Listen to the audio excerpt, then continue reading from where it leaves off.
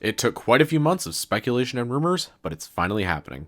What's up everyone, my name's Ryan, and we finally have confirmation of the next-gen version of Final Fantasy VII Remake, Final Fantasy VII Remake, Intergrade. This trailer, along with one other, premiered during the most recent State of Play, along with multiple new details about the game outside of said livestream and an interview with Tetsuya Nomura. On top of Intergrade, we also got the reveal of 2 new mobile games set in the Final Fantasy VII world. However, I'm going to cover those in a future video. I have a lot to say on those already, especially you, but we'll get to you, and I'd like to dedicate a separate video to those. For now, I just want to go over everything we know at the moment about Intergrade. So, today, I'd like to go over both trailers that premiered during the State of Play about the game, as well as cover the interviews by Famitsu with Tetsuya Nomura, as there's quite a bit of new info in there as well. Before we get started though, any translations from this interview come from Audrey on Twitter, which I'll have a link to down below. Go give her a follow for some quick and great translations on many interviews like these and much more. Also, there's going to be some spoilers in here for both FF7 Remake as well as the compilation titles, so be warned. Alrighty, let's do this. The first roughly 40 seconds of this trailer or so show many shots from different points during the story of Remake, like Cloud and Tifa running out of Stargazer Heights to fight the Whispers, Cloud confronting Sephiroth in the drum, Cloud fighting Roche for the first time, stuff like that. However, there is now one key difference. All of this footage is now in a gorgeous 60 FPS compared to the original being 30. Of course, one of the biggest things everyone asked for from a next-gen version of Remake or a next-gen patch is now coming to Intergrade, meaning the game bumped up from its locked 30 FPS to 60 FPS. Remake was already one of the best looking games of last generation, but seeing it in 60 FPS, they made it even prettier. But we'll talk more about the visuals and the like later. At this point though, we have 60 FPS for in-game stuff in the cinematics, which is an absolute treat. But next up, we get easily the biggest talking point of the entire reveal. We see a girl looking through a telescope all around Sector 7 and Midgar as a whole, saying, "Well guys, your girl finally made it to Midgar," before she's swarmed by a bunch of birds and falls, and we can see she's wearing a Moogle outfit. This girl is none other than everyone's favorite ninja from Wutai, Yuffie. She's in Final Fantasy VII Remake Intergrade as a new DLC episode. She says she's an elite special forces operative from the new Wutai government, while encouraging these members of Avalanche while making the speech. Of course, there seems to be a bit of a rewrite here. I could be getting some stuff wrong, as it has been a good bit since I played the original FF7, so apologies if I got something wrong here. In the original though, I don't believe she even knows about Avalanche until she meets Cloud and the others after the Mithril Mine. In Intergrade, however, she's a part of an Avalanche group along with this woman and 2 other people in the back, as well as one other person we'll meet here in just a minute. It's a bit of a strange rewrite if you ask me, but if it works to her story's benefit, I think it could work out okay. Plus, considering she was an optional party member and didn't change the main story much in the original FF7, I see this as them trying to expand upon her a bit, seeing as she most likely won't be optional come part 2. Can I also say that this Moogle outfit is absolutely amazing and I really want her to keep it for future parts? It's also a slight reference to Dirge of Cerberus actually, where she wears something very similar. That's a cool touch if you ask me. We then see someone who apparently Yuffie has been waiting for in the space, being a new character named Sonon Kisakabe. I wasn't sure at the time if this is just maybe an obscure character in the original FF7, but no, it turns out he's a brand new character. Either way, meet Sonon. He's totally not going to die by the end of this. Now before we move on, I'm sure there's some of you a bit disappointed that this isn't that Tifa chapter that was cut from the original. If you weren't aware, there was going to be a whole chapter where you play as Tifa in between Cloud and Aerith meeting in Sector 5, and Cloud seeing Tifa outside the gates of Sector 7 before the Don Corneo stuff. You'd play as her and see more of Avalanche, see their base underneath 7th Heaven that was cut in the remake, and even go with Marl and Marlene to go pick out her dress she would use in the Don Corneo stuff. Sadly, this was cut, most likely due to time constraints. Trust me, I would have loved to see this see the light of day, but it's not to say it's completely gone now. The next moment actually sees Tifa and Barrett talking to Biggs about them losing Cloud, with Barrett reassuring Tifa that he'll be okay. So yeah, there is some stuff from that cut chapter in here, though it's hard to tell what the extent of that might be. It wouldn't even surprise me if it's just this one scene. But we also know now that this whole Yuffie episode takes place after the events of the Sector 5 bombing run, which is nice to know. We see Yuffie, Sonon, and this unnamed lady talking near 7th Heaven when Barrett, Tifa, and Biggs are talking, with a lady telling Yuffie that they're the ones who blew up the reactors. Side note, on the lady's shirt, you can see a badge with SO on it. I'd assume this means Special Operative, but it's hard to say. Yuffie asks Sonon if they should say hi to them, with Sonon saying no, his reason being that since they blew up the reactors, they've got to assume Shinra is on their tail. Another bit of a rewrite here is that Yuffie also sees Barrett and Tifa here for the first time instead of the forest in the original. Again, bit of a weird rewrite, but I think it could work out fine enough. It's relatively small if you ask me. We have this character here distracting 2 Shinra guards by saying there's a Moogle, with him running away and them giving chase. Sonon and Yuffie give chase, with Sonon saying they've got to help. We get some gameplay. We get a brief shot of Yuffie running through Sector 7 in her costume, and I find it kind of great that we're going to see Yuffie in this Moogle outfit a lot. I love it. We then see her with her arms stretched out running along a new area to this episode, seemingly a building done by Shinra with Sonon not too far behind.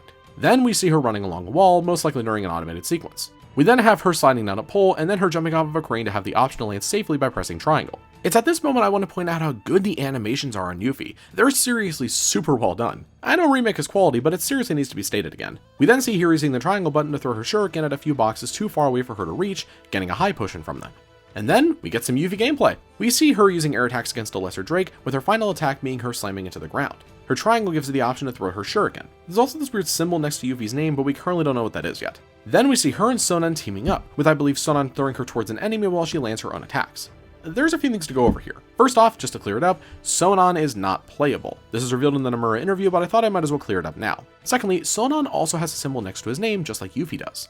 Thirdly, when Yuffie goes to throw her shuriken, she can then press triangle again to bring it back. Fourthly, we see Yuffie and Sonon teaming up for an attack here, with Sonon throwing Yuffie at the enemy, and even later, having Yuffie jump off of a spear for both of them to jump over and land an attack at the same time. This seemingly is our first look at team attacks. This is a really cool addition to the moment. It was something I really wanted in part 1 and I was hoping they'd do for part 2, but it's really cool to see it's actually in this DLC. I hope they are bringing it back for part 2 and beyond though, and it's not just like a one-off thing for this DLC. Also, when they do a team up move, both of their names in the bottom right light up. Also, to cut ahead to the next trailer for a bit here, we get a slight glimpse of the team up attack names. Both use at least one ATB bar, and the one assigned to square is called Synergized Art of War, and the one on triangle is Synergized Windstorm. This is just an assumption, but I'm assuming the one where he spins her around is Synergized Windstorm, and the second one is Art of War.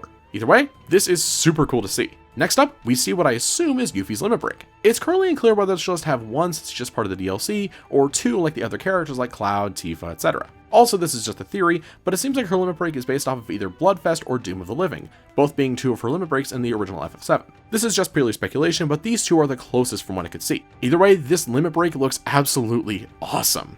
Finally, Yuffie and Sonon are at the top of this building, fighting some massive robot. During this fight, we see Yuffie in her classic outfit, and I'm not gonna lie, it looks amazing. I honestly feel Remake does an absolutely perfect job when it comes to the characters and their designs, and Yuffie is no exception. One of my favorite designs from the original, now brought into Remake, and it looks wonderful. Also, there's something new here. We now have Yuffie jumping off of Sonon's spear again, though this time he calls her boss. She jumps off of it, stabbing the shuriken into the robot. This time, however, this scene is much more cinematic. It kind of makes me wonder if this is another limit break of some kind, a move specific to this battle, or even a team-up attack. I don't know, but it's awesome, and man, her design looks cool! We then have the blonde character from earlier telling Yuffie and Sonon that they better get moving, saying whatever it is Shinra's planning, that they're better off out of it. We then have Sonon and Yuffie on the train, with Sonon saying they deserve what's coming to them. Yuffie responds with, "Yeah, they do, but I'm not your sister." Next up, we have Yuffie and Sonon in Shinra HQ, in the room where Aerith was experimented on, I believe. They're fighting... Oh no. Yep, if you don't know, these guys are deep ground soldiers from Dirge of Cerberus, and if that wasn't enough... Now, let the hunt begin! Oh no. If you don't know, this is Weiss, the main bad guy from Dirge of Cerberus. Oh, joy. There's more to talk about Weiss and Deep Ground later, so I'll save it for then, but... But again, we'll go over it later as Nomura goes into a bit more detail. Just a small detail though, that Weiss isn't in any area, he's actually in the VR room where you would fight the summons and the missions Chadley would give you.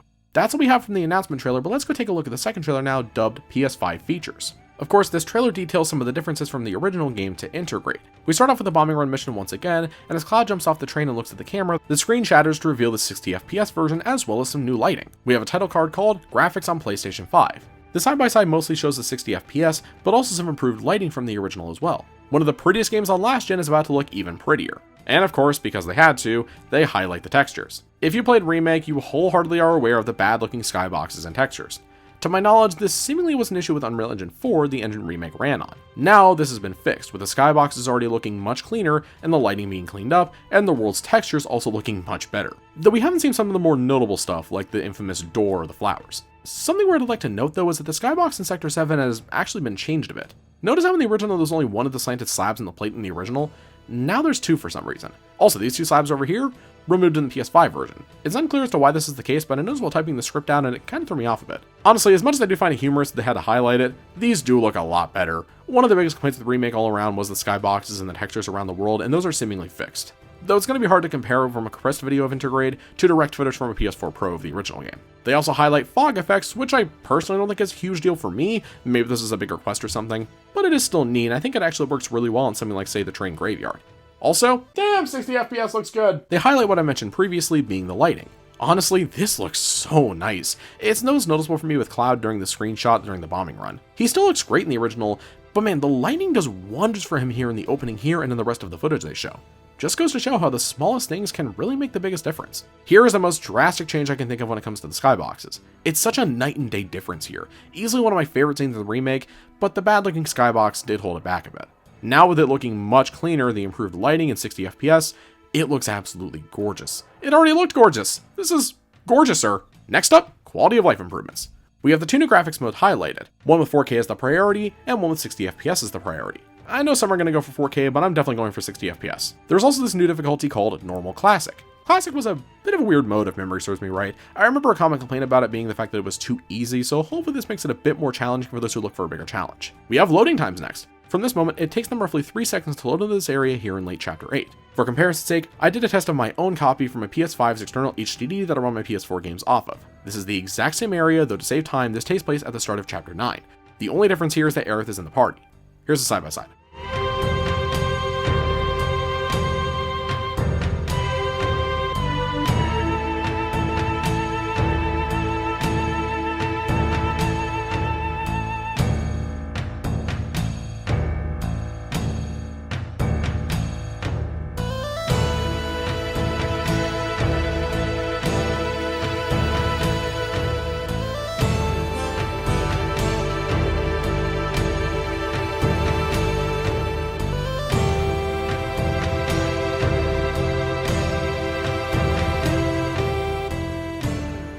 It takes over 30 seconds in the original compared to almost 3 in Intergrade. That's kind of amazing, to be honest. Next up, we have the crew climbing up the destruction to get up to Shinra HQ, and we got our first look at photo mode. Personally, photo mode is something I really started to appreciate when I played Ghost of Tsushima for the first time. I'm definitely going to be using this a lot. I also love the fact that they zoom in on Tifa in the dress. They're like, yeah, we know what you're taking pictures of. Oh god, my Twitter timeline's going to be a mess. Seriously though, I'm really happy to see this. To access it, all you need to do is press the pause button and press square. You can change things like the camera position, the tilt, the angle, the exposures, add filters, and remove your party. I honestly love this. You also have, of course, the new episode featuring Yuffie. This has some more footage of her and Sonon in battle, and we get a closer look at her outfit. God, it's so good. Now, if you're worried about the price point, I think that's understandable. After all, I wouldn't want to buy a game for $60 and then a little over a year later buy it again for $60 or $70. Thankfully, you're in luck. If you own FF7 Remake, whether digitally or physically on PS4, you can upgrade to Intergrade for completely free, including carrying over your save data. Only thing is that you have to pay for the Yuffie episode, but I think that's more understandable. This version, as well as the Intergrade upgrade, will be available on June 10th of this year, and I couldn't be more excited. We also have some more info from the FF7 Remake website, however this won't take long. First off, we have this new info here for the Yuffie episode, a callback to the original artwork from the original game. This is gorgeous looking. However, we have some more info here that's slightly disappointing for a lot of people. If you want to buy the DLC on PS4 because you can't find a PS5 yet or simply don't want to buy one just yet, you're sadly out of luck. This Yuffie episode is only available to the PS5 version through Intergrade. Their reasoning is that the Yuffie episode is optimized for the PS5, so it won't work on PS4. I definitely understand why this is disappointing for a lot of people, even though I do understand Square's reasoning here. PS5s are still extremely difficult to find. I was lucky to get one launch day after pre-ordering almost 2.5 months in advance. A lot of people aren't so lucky though. My hope is that by the time June comes around, PS5s are going to be a lot more easier to find, and this won't be a big hassle. But at the moment, I definitely understand why people are upset about this. Okay, while I was writing the script, Famitsu released a new image with a synopsis over the Yuffie DLC, so let's go over this real quick. First of all, the new Yuffie episode will be 2 chapters long. It will focus on the Wutai Shinobi as they infiltrate Midgar and join forces with the main Avalanche branch to steal Shinra's ultimate materia. So that's why Yuffie's in Midgar. She's there with a branch of Avalanche, not Barrett's group, to steal the quote, ultimate materia from Shinra. What this ultimate materia is, I don't know. After the bombing of the Sector 5 reactor, Midgar is in a state of crisis. Amidst the chaos, the Shinobi of Wutai begin their secret operations. A young woman named Yuffie wears a Moogle cape and is joined by her reliable partner Sonon. They aim to steal the ultimate materia developed by the Shinra Company. With the aid from the main Avalanche branch, they rush forth into enemy territory for the sake of their land and for revenge. This is honestly pretty cool in my opinion. Like I said, with Yuffie now being most likely a mandatory party member, they'd probably have to expand her story a bit for the remake. With her in Midgar trying to get revenge on Shinra for the Wutai War while trying to steal materia at the same time, it's something I really like to be honest. The last line is something very interesting though. Guided by the calls of the planet, the gears of a new destiny begin to turn. This is extremely interesting to me. We know Remake changes the story a good bit, but I'm assuming this is related to the deep ground soldiers we saw in the trailer. I'm not mentioning Weiss because it's possible he might not be a big part of the story, but we'll get to that. We'll have to see what they do, but I'm excited to play as Yuffie and see where they take her story. Finally, let's end off tonight talking about the massive interview from Famitsu to Tetsuya Nomura. I want to stress there's a lot to these interviews, but we'll simply be going over the Intergrade stuff today, and we'll go over the stuff on Ever Crisis and the First Soldier later. Let's start off with the big one here, being easily one of the biggest talking points in this interview, in a section titled The Meaning of Intergrade. The interviewer asks, the next installment of FF7R is of course highly anticipated, but we also have FF7R Intergrade, FF7 First Soldier out in 2021, and FF7 Ever Crisis starting its service in 2022. With the sudden announcement of 3 new titles, will you be the director and concept designer for all of them? Nomura states, although we have announced 3 different FF7 titles at this time, as I mentioned earlier, I have an unprecedented amount of work right now. Since we already have FF7R as the base game to work on, as well as understand what types of improvements to incorporate, the next FF7R installment will be directed by Hamaguchi, co-director on FF7R. I will carry forth as the creative director for FF7R as well as the mobile games. However, this won't change my basic involvement with the work, so I hope for your continued support. Okay, that's quite the bombshell. Tetsuya Nomura, going forward, is not the director of FF7R Part 2 and presumably the remake project as a whole, with Hamaguchi now taking over. While he does say this won't change his basic involvement with the project, this still came completely out of nowhere and was one of the most surprising things to come out of the interview.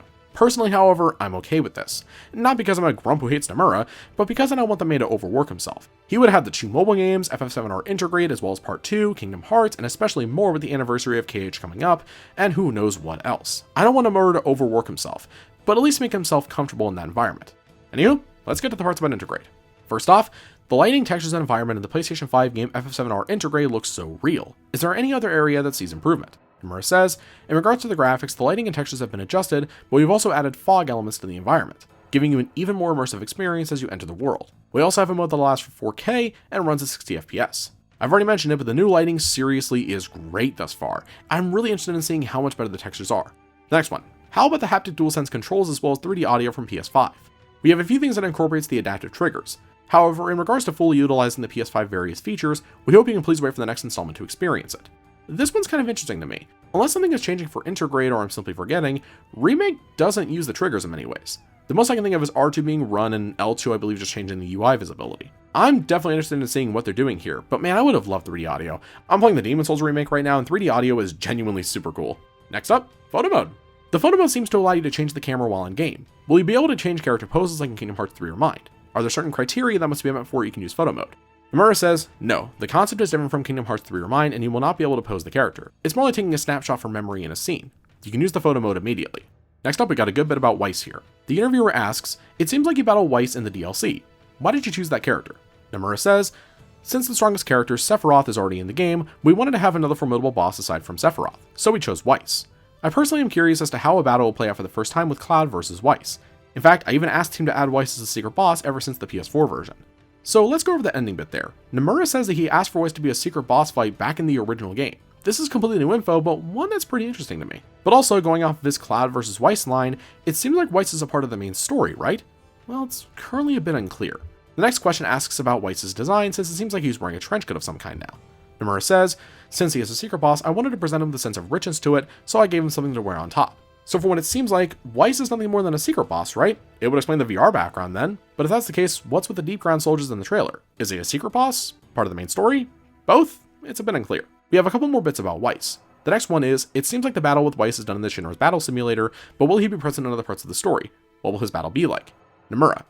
In regards to details about Weiss, all I can say is please wait for more information. What's interesting here is that Nomura seems to be more or less hiding about Weiss's involvement in the story itself, which does make me a bit worried. I think if Weiss is a secret boss fight, I'm perfectly fine with that. However, I really hope he's not part of the main story, as I'm personally just not a big fan of a lot of the story in Dirge. That might just be me though. Next up, there will be a new boss character in the DLC, but is that character going to be different than Weiss, such as another character from the compilation perhaps? The new boss character in the Yuffie DLC story is different than Weiss. As for who else will appear aside from Weiss, please wait for more info to find out. So again, it's a bit unclear what Weiss's role is, whether he's just a secret boss fight, a part of the story, or both. But the fact that Nomura says, as for who else will be appearing aside from Weiss, makes me think of more FF7 compilation stuff. We have 2 more questions in this interview about Intergrade, and they're about Sonon and Yuffie. The first one, what kind of character is the new character Sonon? In FF7R, we briefly touched upon the topic that Barrett's Avalanche and the other Avalanche are 2 separate groups. Yuffie actually came to Midgar for materia, but she gets involved in a mission with the other Avalanche group. Basically, Cloud, Barrett, and Co are doing their own thing with their Avalanche group, while Yuffie and the others are doing theirs separately. Finally, Yuffie and Sonon have a joint battle together. What kind of battle is it? The battle system will be slightly different than FF7R, and you will not be able to control Sonon. The player will control Yuffie in battle instead. In tactical mode, you'll be able to give commands to Sonon instead. As for new gameplay elements, Yuffie and Sonon will be able to battle together. I hope you enjoyed this slightly different battle system compared to FF7R. And we are finally done. That is a whole lot of info about this new version, but it makes me pretty excited for it. I've expressed most of my love for the remake, and I'm excited to see more of Intergrade. It makes me wonder if they're going to add any new weapons or anything too. But I'm pretty excited just for the quality of life updates alone, but Yuffie is something I'm definitely going to be trying out first and foremost when I got my hands on the game. So, that said, what do you all think? Are you excited for Intergrade, and if you have a PS5, are you interested in the Yuffie episode? Let me know down below. Thank you all very much for watching, have a great night, stay safe, and signing off. Peace out everyone.